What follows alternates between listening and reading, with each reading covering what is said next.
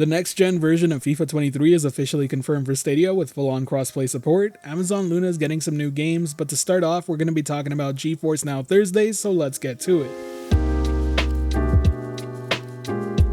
Before we get into the new games being added this week, let's quickly go over a free reward being available for those who play Fortnite on GeForce NOW. Starting today, anyone who decides to stream Fortnite via GFN will be receiving a free Destroyer pickaxe. This is regardless of membership tier, so all you have to do is log into your GeForce NOW account and play some Fortnite. Do note that the reward will start appearing in accounts Thursday, August 11th, so if you don't see it right away, don't fret. And yes, just in case you're wondering, you can obtain this reward regardless of how you decide to play Fortnite via GFN. So that includes Windows PC, Mac OS, iOS, Android phones, tablets, Android TV, Shield TV, 2022 Samsung TVs, and select LG TV models. And as a quick end note here, if you haven't played Fortnite on iOS or Android, they've recently updated and optimized the touch experience, so be sure to give it a go. Now let's talk about the games being added to GFN, of which there are 4 new releases and 5 other titles getting support. The first 4 include Hellpie, Endling Extinction is Forever, Hazel Sky, and Tombstar.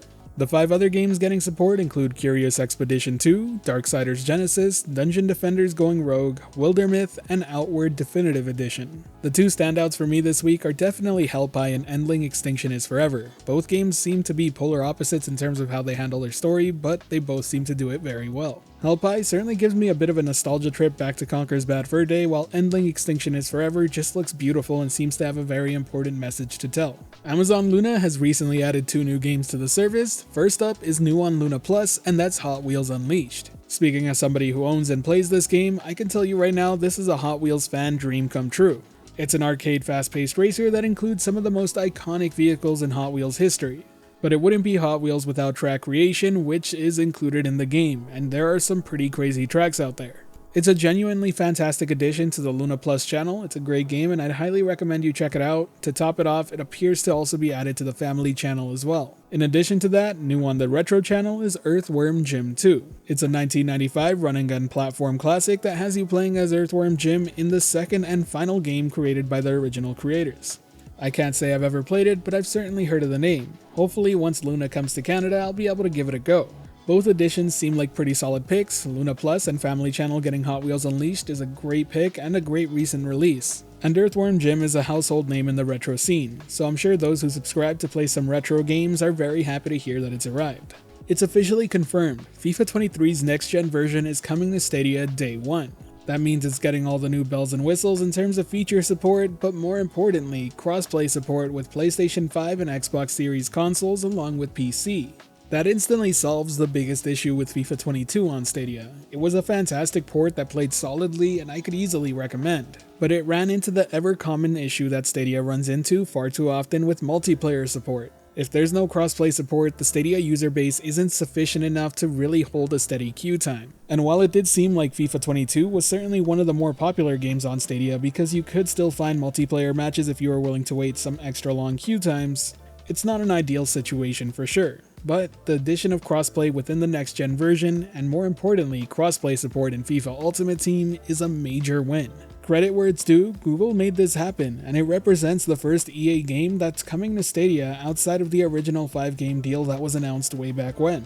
While it sucks we didn't see Madden 23, FIFA 23 is undoubtedly a much bigger franchise and it sells much more worldwide each and every single year. Best of all, I think this shines light on one of 2 very important things. Either EA saw enough profit from FIFA 22 on Stadia to bother bringing FIFA 23 over, or Google themselves went out of their way to make sure the game launched on Stadia day 1 by paying EA upfront. And in turn, it would mean further commitment from Google to the Stadia platform, and that's a very important message to get across to the Stadia community. Let's also not forget the impact of Stadia launching in Mexico with FIFA 23 being available on day 1. Now we're going to be talking about some general cloud gaming news, and this is something that impacts pretty much everybody in the space because it revolves around Ubisoft. Today we have confirmation that Avatar Frontiers of Pandora has officially been delayed until 2023 or potentially even 2024. And that's a pretty big deal. It's definitely sounding like the title itself is pretty far off of being complete. That also seems to imply that at its earliest we may see it for the holiday season next year. I can't say I'm too surprised though. We're getting pretty close to the holiday season and we have yet to see very much more of the game other than the initial reveal. Not to mention, if the rumors were true, it was originally aiming for mid-November, fairly close to the release of their other AAA title Skull and Bones. Sadly, it's not the only bad news coming from Ubisoft, as they've also officially confirmed the cancelled development of Splinter Cell VR and Ghost Recon Frontline, along with 2 other unannounced games. Ghost Recon Frontline was the free-to-play battle royale shooter that was definitely aiming at the Warzone crowd and was confirmed for multiple cloud gaming services already.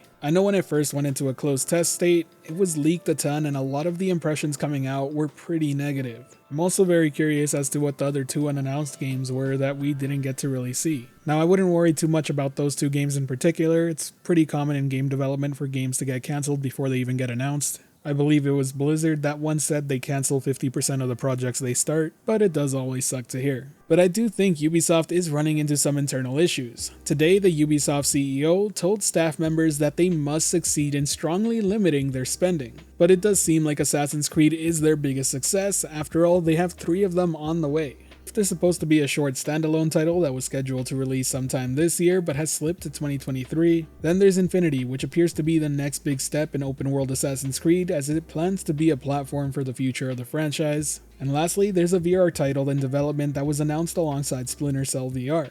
It's worth pointing out that this does represent the biggest gap in between Assassin's Creed releases since the series began.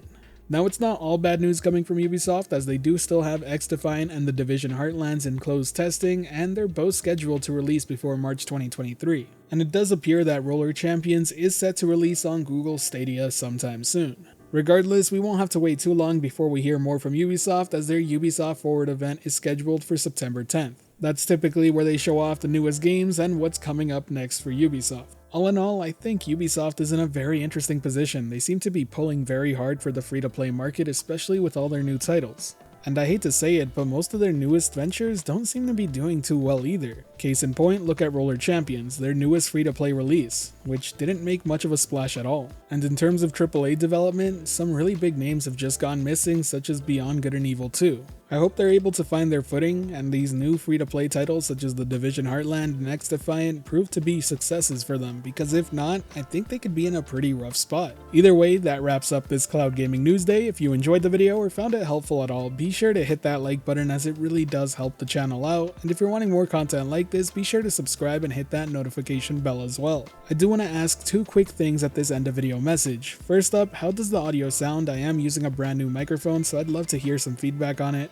And second, there is a brand new community Discord that you can join that's in the description below or the pinned comment of this video.